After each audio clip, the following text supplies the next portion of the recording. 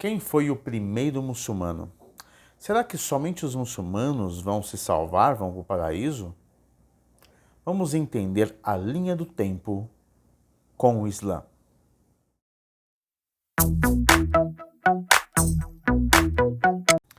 Bismillahirrahmanirrahim, salatu wassalam ala nabiyya Muhammad wa ala alihi wa sahbihi ajma'in. Eu vou pôr meu óculos porque depois dos 40 a gente não enxerga muito bem e a gente precisa, inshallah, Deus queira, que passar uma boa mensagem para vocês hoje, uma mensagem que consiga discernir, gerar discernimento e conhecimento não engessado e não patriarcal, conhecimento patriarcal a respeito do que é certo ou errado, né?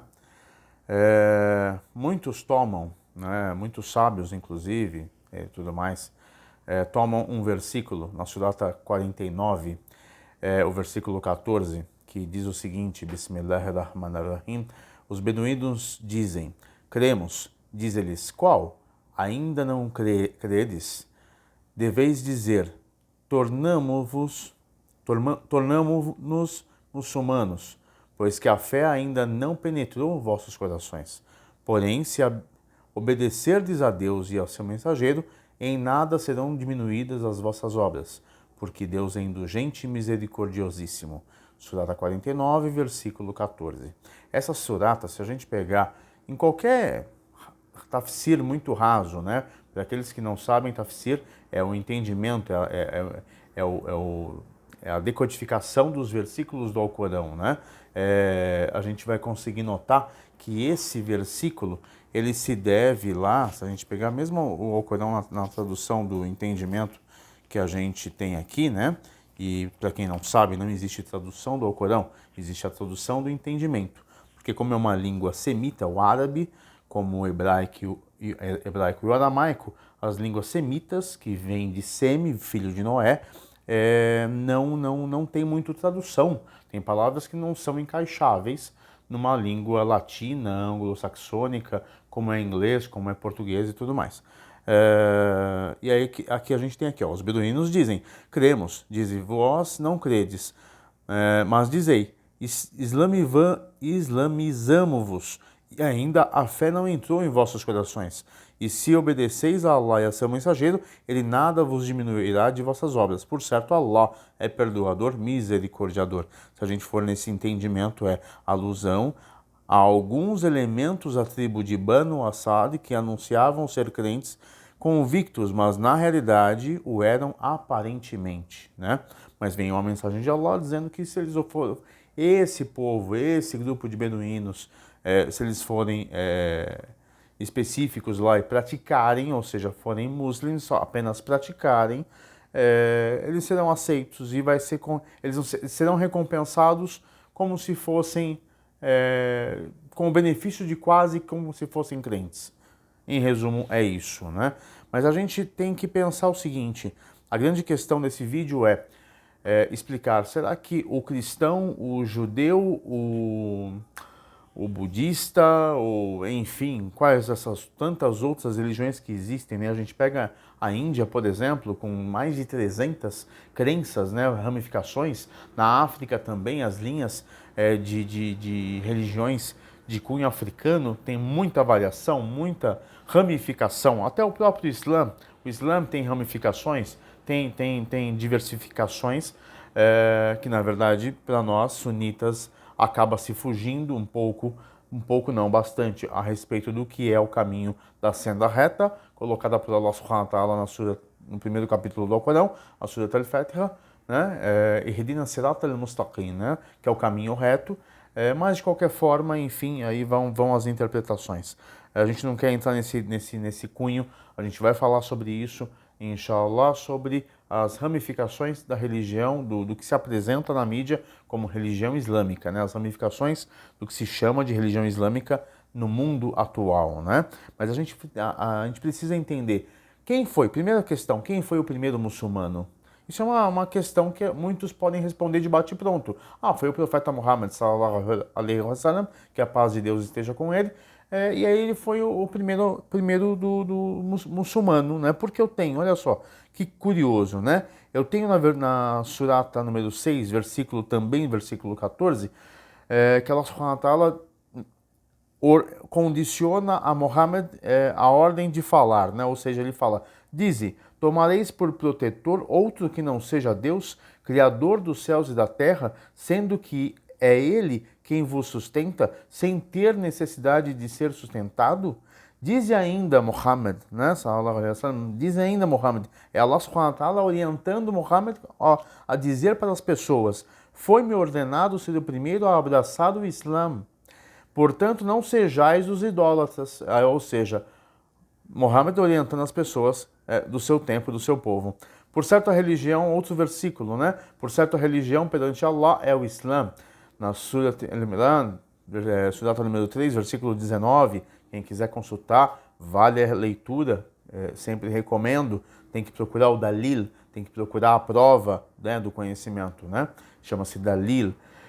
Outro versículo interessante: quem quer que almeje outra religião que não seja o Islã, jamais será aceita e, no outro mundo, essa pessoa contar-se-á entre os desventurados. Também na surata número 3, versículo agora 85. Olha só, interessante. Tem aqui uma outra menção, essa daqui já se referindo a Sayyidina Ibrahim, né, o profeta Abraão, né, o pai da profecia, né, aquele que foi considerado como amigo de Allah. Allah o nomeou como amigo de Allah, né? Dize, meu Senhor conduziu-me pela senda reta, uma religião inatacável. É o credo de Abraão, o monoteísta, que jamais se contou entre os idólatras. Dizem, minhas orações, minhas devoções, minha vida e minha morte pertencem a Deus, Senhor do universo, que não possui parceiro algum. Tal me tem sido ordenado e eu sou o primeiro dos muçulmanos. Surata número 6, versículo 161, 163, né? Ele não tem parceiro, isso me foi ordenado e sou o primeiro dos muçulmanos.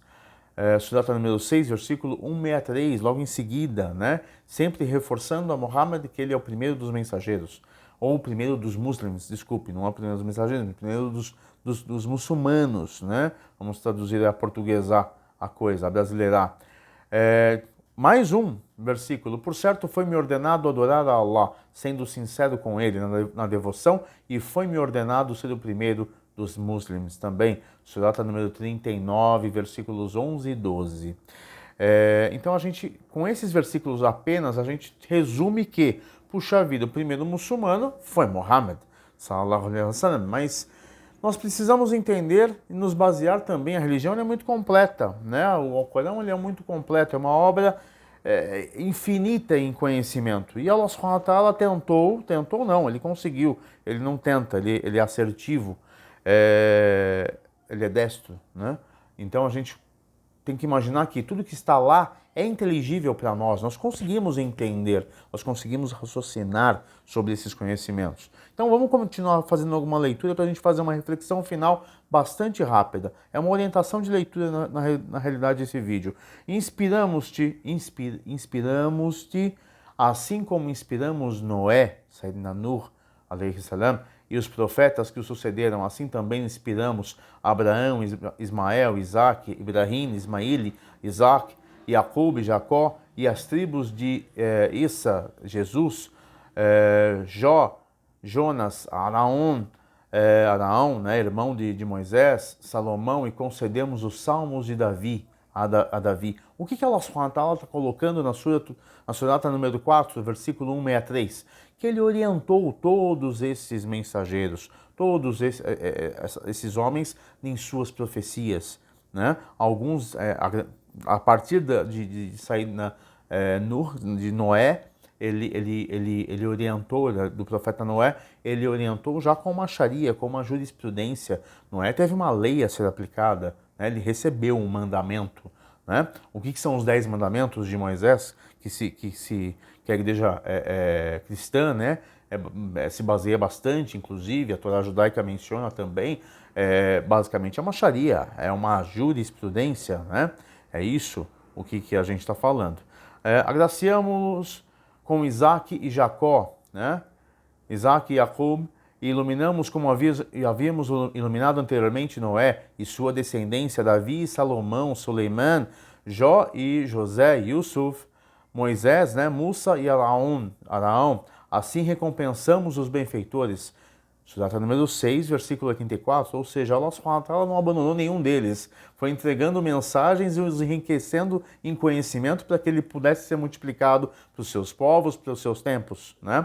E para os seus tempos. E quanto Abraão e Ismael levantaram os alicerces da casa, e a gente vai falar sobre isso, exclamaram: ó Senhor nosso, aceita de nós, pois tu és oniovinte, sapientíssimo. Ó Senhor nosso, permite que nos submetamos, muslimane, a ti, e que surja de nossa descendência uma nação submissa,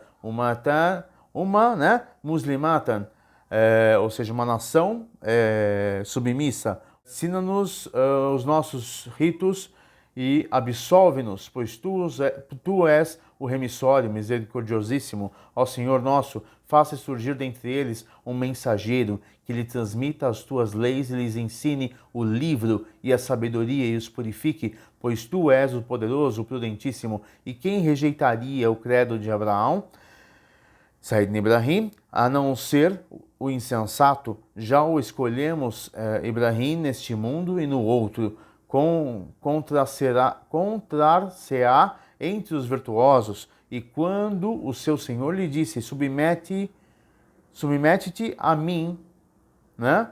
Seja um muçulmano, respondeu: eis que me submeto ao Senhor do universo. Abraão legou esta crença aos seus filhos e a Jacó aos seus, dizendo-lhes: ó filhos meus, Deus vos legou esta religião, apegai-vos a ela e não morrais sendo serdes submissos, sem serem muçulmanos a Deus, ou seja, submissos a Deus, praticantes submissos. Estáveis acaso presentes quando a morte se apresentou a Jacó, que perguntou aos seus filhos: que adorareis após a morte? Responderam-lhe: adoraremos a teu Deus e o Deus de teus pais, Abraão, Ismael e Isaque, o Deus único, a quem nos submetemos. O anahu lahu muslimuna, surata número 2, dos versículos do 127 até o 133.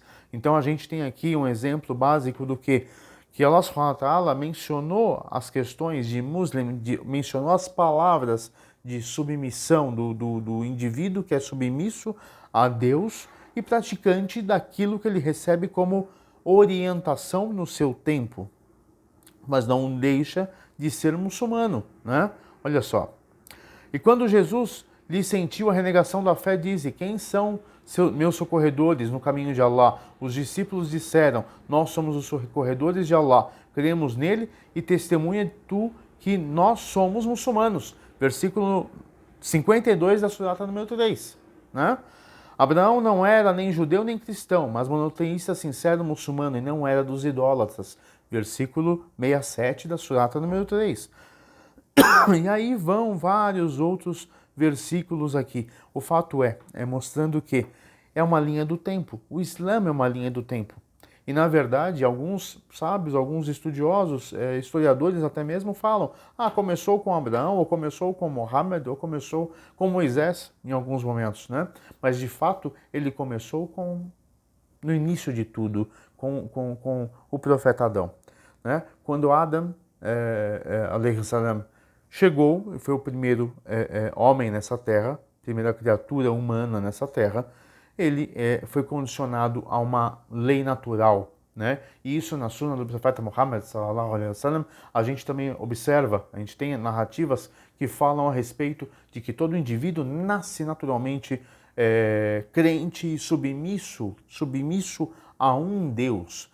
E no decorrer da sua vida aquilo é desviado, pode ser desviado dele, né? Ou seja, ele é colocado em outros caminhos, mas de fato a natureza do ser humano é de adoração ao Criador único. Isso é fato. E isso os pais acabam orientando os filhos e tudo mais. Mas a gente precisa entender que é uma linha do tempo. E o Islã que a gente entende que surgiu somente na Península Arábica, ali no ano 628, em torno disso, da era cristã, não começou naquele tempo. Na verdade, ele foi revelado novamente para aquele povo que estava pagão, né? Que estava abandonado na ignorância e revelado para que ele fosse multiplicado para toda a humanidade. De fato, a gente precisa entender que é uma linha do tempo. Todos os mensageiros, os profetas, os 25 que foram revelados, mais de 100 mencionados nas narrativas islâmicas, foram submissos a Deus, são considerados como muçulmanos, tá? Como muslims, e por sua vez eles têm essa condição de serem muçulmanos. A partir do momento que nós, muçulmanos, dizemos, puxa, o cristão, ou o judeu, ou o budista, ou X religião, ou X indivíduo não vai para o paraíso porque ele vai para o inferno, porque ele não é muçulmano, isso eu me coloco na condição de um possível erro tremendo. Por quê? Porque eu me baseio somente nos primeiros versículos que nós falamos, que Mohammed dizia ser o primeiro muçulmano, ou que o Islã é a única religião aceita por Deus. Na verdade, existem outros trechos no Corão que mencionam, inclusive, que as religiões que não são as islâmicas são aquelas seitas originadas de ramificações das religiões monoteístas, né? Então a gente precisa ter a certeza do que a gente está falando para não falar bobagem, não falar besteira que nos prejudica em primeiro momento e vai certamente criar atrito, criar situações desconfortáveis com pessoas de outras religiões. Não é necessário isso. Cada pessoa é julgada pelo seu conhecimento mediante o conhecimento que chegou até ela, né? É lógico que a gente sabe que, da mesma forma que é colocado na Surat al-Fatiha, no capítulo da abertura do Corão, إياك نعبد وإياك نستعين اهدنا الصراط المستقيم صراط الذين أنعمت عليهم غير المغضوب عليهم ولا الضالين. Ou seja, não quer, me proteja, me condicione ao caminho da senda reta, não ao caminho daqueles que foram desviados ou o caminho dos extraviados, dos abominados, desculpe. Ou seja, principalmente o fato de nós termos hoje, talvez, certamente, aliás, desculpe, certamente o cristianismo que nós tínhamos na época de Sayyidina Isa, de Jesus, mencionado no Corão, com todo o respeito e toda a sua presença ali no Alcorão Sagrado por Allah Subhanahu wa Ta'ala, certamente ali ele não em nenhum momento foi colocado que ele deveria ser adorado, né? E a gente tem essa adoração acontecendo, a associação de que ele é filho de Deus, né? Coisas que realmente nós não cremos dessa forma. Nos é condicionado como pilar da nossa crença, acreditar em todas as escrituras, respeitá-las. Mas nós sabemos que quando a gente começa a estudar um concílio de Nicéia, por exemplo, puxa vida, como foram selecionados os evangelhos apócrifos e canônicos, certamente a gente vai cair numa situação de, começar a desconfiar daquele livro que está ali na nossa frente, conhecido como Bíblia, do que é veracidade de fato ou não. Mas hoje realmente é um pouco mais complicado, se a gente poder entender um pouco a respeito das inúmeras traduções que tiveram o aramaico e hebraico para se chegar em grego, latim e nas diferentes centenas de idiomas que existem no mundo, e a gente conseguir perceber, puxa vida, será que nenhum entendimento mudou ou foi deturpado e a gente está entendendo uma coisa que na verdade é um telefone sem fio, é aquela brincadeira de escola de telefone sem fio que eu não estou conseguindo mais entender a mensagem de fato? Possivelmente sim. Então, por isso que Allah Subhanahu wa Ta'ala coloca no Corão que ele preserva o Corão, ou seja, o Corão ele é preservado por Allah Subhanahu wa Ta'ala até o dia do juízo final. E a maneira que ele encontra, que ele executou para que ele pudesse ser preservado é a recordação, é a leitura. A gente precisa imaginar que sempre que a gente precisar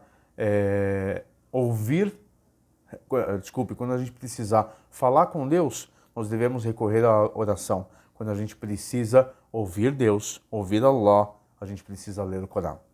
Então, essa é a mensagem de hoje. não existe nenhum, o primeiro muçulmano não é Muhammad, sallallahu alaihi wasallam, ele sim foi o profeta do Islã, e é o último dos derradeiros dos profetas, por isso que carrega essa responsabilidade que foi designada a ele por Allah subhanahu wa ta'ala. Mas o primeiro mensageiro, o primeiro muçulmano foi Adão, o primeiro homem dessa terra. É uma linha do tempo. Todas as religiões, as crenças monoteístas, elas são baseadas originalmente na primeira mensagem, que é uma mensagem islâmica, é uma mensagem de paz e submissão a um Deus único. Por isso que os mensageiros foram considerados e são considerados muçulmanos, ou seja, muçulmanos, praticantes de uma adoração a um Deus único, a uma submissão a um Deus único. E somente aqueles que associam parceiros, intermediários entre criatura, nós, e Allah subhanahu wa ta'ala, Deus Criador, é que realmente são pessoas que Allah subhanahu wa ta'ala coloca no Corão Sagrado que serão realmente punidas e receberão uma penitência, um castigo severo quanto a isso. Espero que essa mensagem ela tenha atingido o seu objetivo no coração de cada um. Busquem as referências que foram colocadas nesse vídeo, busquem a leitura, o raciocínio, a sua interpretação, peçam orientação às pessoas que possuem maior conhecimento a respeito dos versículos e o entendimento deles. Busquem mais de uma interpretação a respeito, principalmente com relação aos sheiks.